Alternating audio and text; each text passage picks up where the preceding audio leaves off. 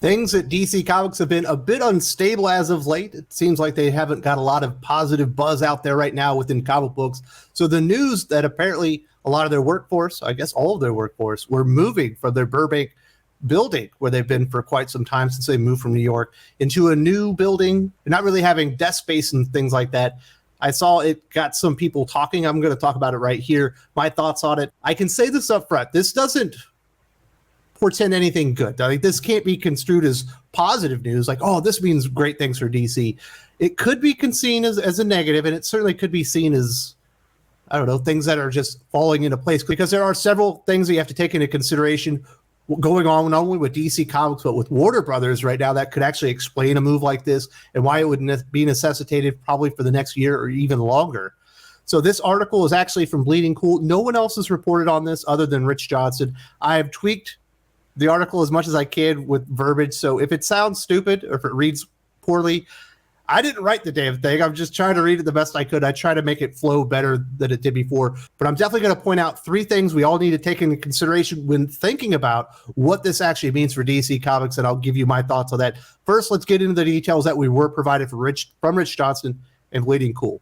DC Comics staff who are still working from home were allowed into the Burbank headquarters building to retrieve their belongings, which they couldn't get at during the lockdowns.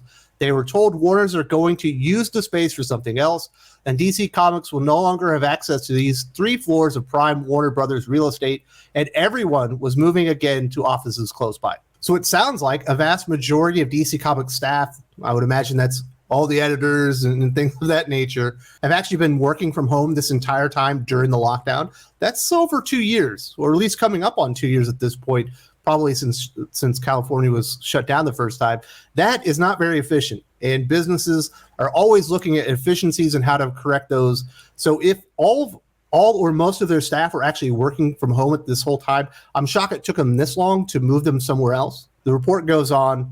A report posted to a private WhatsApp group from one DC Comics staffer saw them packing up their cubicle for the new DC building and confirming that they will now be working on a hot desk model in the new building, also known as a shared workspace, that indicates an office working environment in which people are not all in the same office at the same time. So desks are not attributed to any one person. Any employee can sit down and use a desk as if it were their own.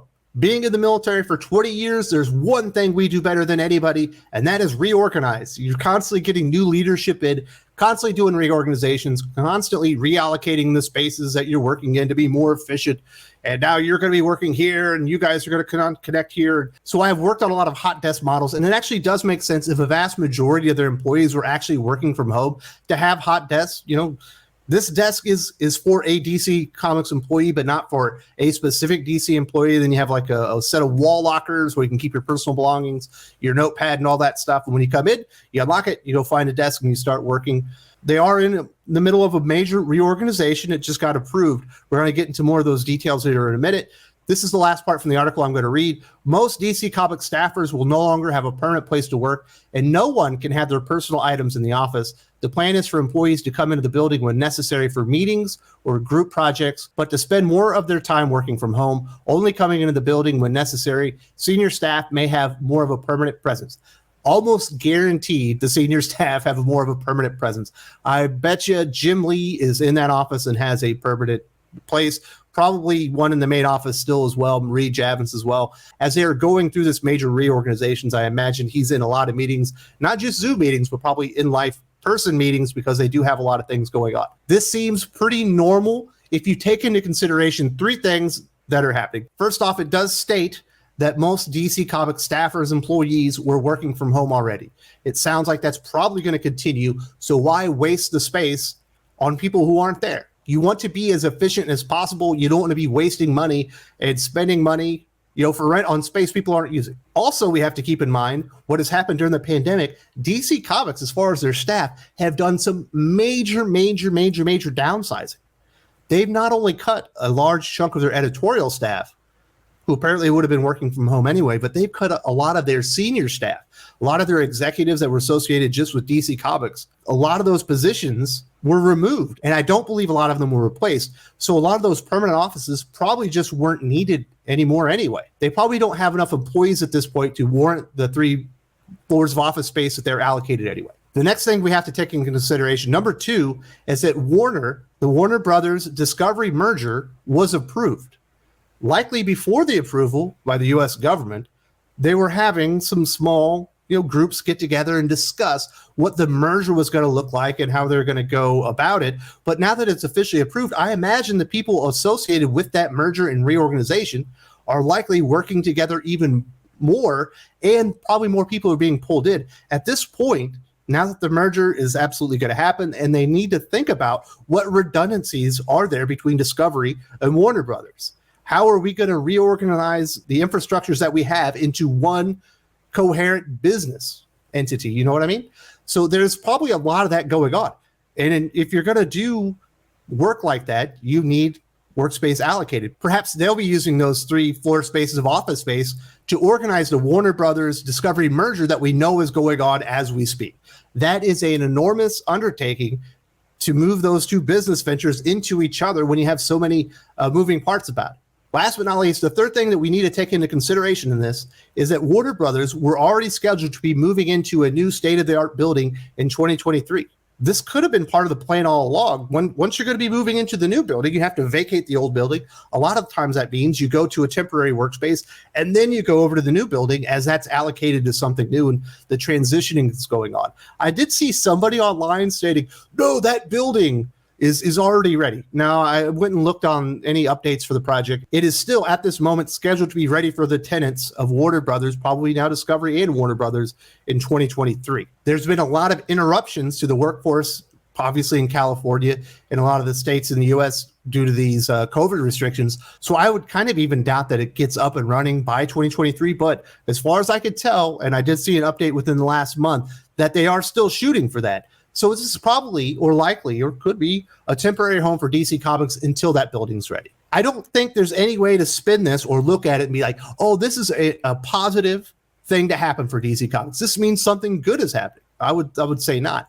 We do know that there was another rumor out of Bleeding Cool that there was some type of DC merger where DC Comics and something else were going to be merging together in the future. I imagine that has something to do with this Discovery Warner Brothers merger, or maybe they're going to take some of the entities at Warner Brothers, put them together while they move over.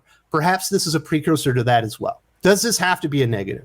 No, it does not. There are many ways to explain this that would make perfect sense within a business environment for DC Comics to be moving to temporary office facilities, specifically when all the people are at home anyway. But it certainly could mean something negative. It could mean that perhaps DC Comics aren't important to the future, or aren't seen as important to the future in this Warner Brothers Discovery merger. When they look at DC Comics and its future, they don't go, well, that's really important.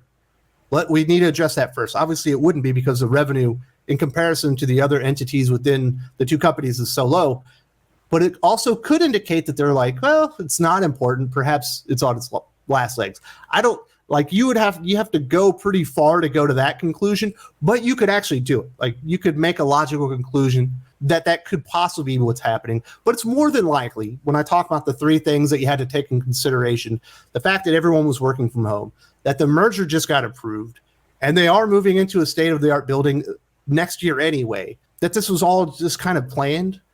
Even if the people weren't notified well ahead of time, likely the leadership already do.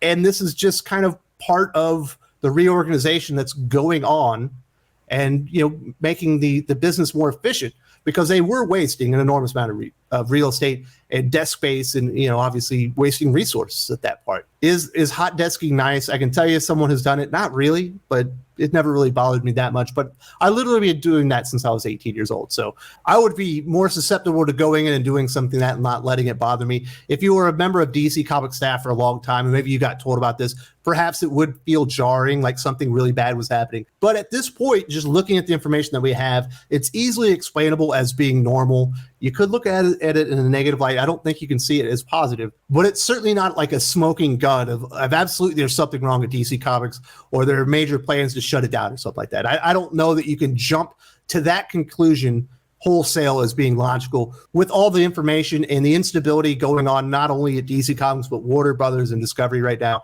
It's actually easily explained if you think about it from that perspective. As pointed out earlier, it's been a lot of turmoil at DC Comics. I actually made this video with Comics by Perch about a year and a half ago, maybe not quite that long, maybe 15, 16 months ago, kind of talking about the way that DC Comics had all the momentum in the world coming out of the pandemic with 3 Jokers. You had Death Metal, you had Joker War, and they kind of squandered it all. And it feels like this is kind of the starting point where DC Comics really lost their way and ended up in the sad state they're in right now. Definitely check this one out.